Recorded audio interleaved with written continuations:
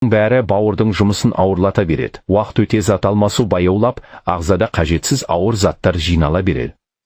Осындай кезде таңғы зәйтүн майы мен лимон зат алмасуды біртіндеп жандандырып, ағзаның өздігінен тазару процесін жұмсақ түрде іске қосуға көмектеседі.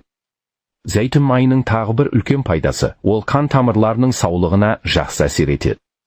Қандағы зиянды холестериннің азаюына ықпал етеді, қандың айналымын жақсартады, тамырлардың серпімділігін сақтауға көмектеседі. Бұл жүрек үшін де өте маңызды. Сонымен қатар қабынуға қарсы қасиеті бар. Буын ауырғанда, ревматизм кезінде де ағзаға жеңілдік береді. Нағыз сапалы зәйтүн майының ең бағалы тұсы, оның құрамындағы табиғи қорғаныш заттарында.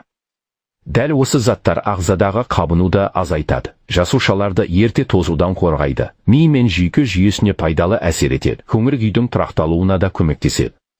Сондықтан зәйтүн майын таңдағанда міндетті түрде